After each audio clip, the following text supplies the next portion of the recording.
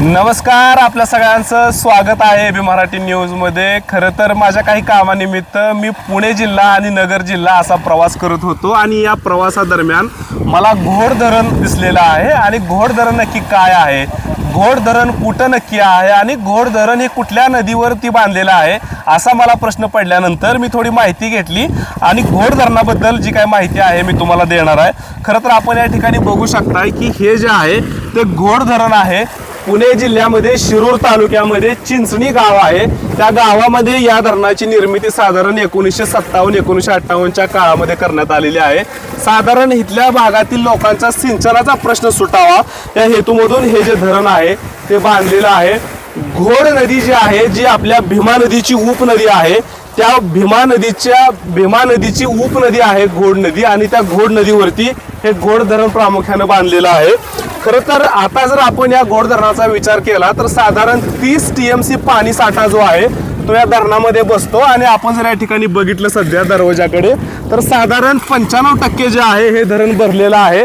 आज आपण हा व्हिडिओ शूट करतोय तेव्हा ह्या धरणाची जी काही पाणी पातळी आहे ती 95% पूर्ण भरलेली आहे। आपण या ठिकाणी जर बघितलं तर आपल्याला ही जी काही पांढरी खूण दिसते आहे इथपर्यंत जर हे पाणी पूर्ण भरलं तर हे धरण 100% भरतं। आणि 100% भरल्यानंतर या सांडव्यामधून हे पाणी घोड नदीमध्ये जातं आणि घोड नदीमधून हे पाणी जे काही नगर जिल्ह्यामधील काष्टी गाव आहे त्या काष्टी गावामध्ये घोड नदी भीमा नदीला मिळली जाते आणि तिथून हे जे पाणी आहे सगळं ते खाली उजनी धरणामध्ये मिसळलं जातं।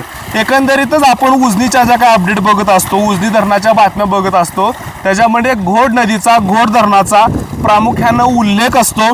आणि ही घोड नदी जी आहे ती उजनीसाठी सुद्धा अत्यंत महत्त्वाची याच्यासाठी आहे की घोड नदी भरल्यानंतर, घोड धरण भरल्यानंतर हे सगळं पाणी भीमा नदीच्या माध्यमातून आपल्या उजनी धरणामध्ये येत असतं। त्यामुळे उजनी धरणाची जी काही पाणी पातळी आहे ती वाढवण्यासाठी हे धरण भरणं अत्यंत महत्त्वाचं असतं। आणि हे धरण साधारण आता 95% भरलेलं आहे। या धरणामधून जे काही 2 कॅनोल जातात त्या कॅनोलसाठी विसर्ग सोडलेला आहे। मात्र आता हे धरण 100% भरल्यानंतर इथलं जे पाणी आहे ते आपल्या भीमा नदीमध्ये येणार आहे आणि नंतर ते उजनी धरणामध्ये मिसळ जाणार आहे। असा हा आपल्या सोलापूर जिल्ह्यासाठी सुद्धा, पुणे जिल्ह्यातलं जरी हे धरण असलं तरी सोलापूर जिल्ह्यासाठी अत्यंत महत्त्वाचं असणार हे धरण आहे। खरं तर हे धरण पुणे जिल्ह्यातील शिरूर तालुक्यातील असलं तरी या धरणाचा जास्तीचा फायदा होतो तो म्हणजे नगर जिल्ह्याला, अहिल्यानगर जिल्ह्याला। कारण इथले श्रीगोंदा तालुका असेल किंवा इतर आसपासचे जे काही 4-5 तालुके असतील त्या तालुक्याच्या सिंचनाचा प्रश्न हे धरण मिटवत असतं।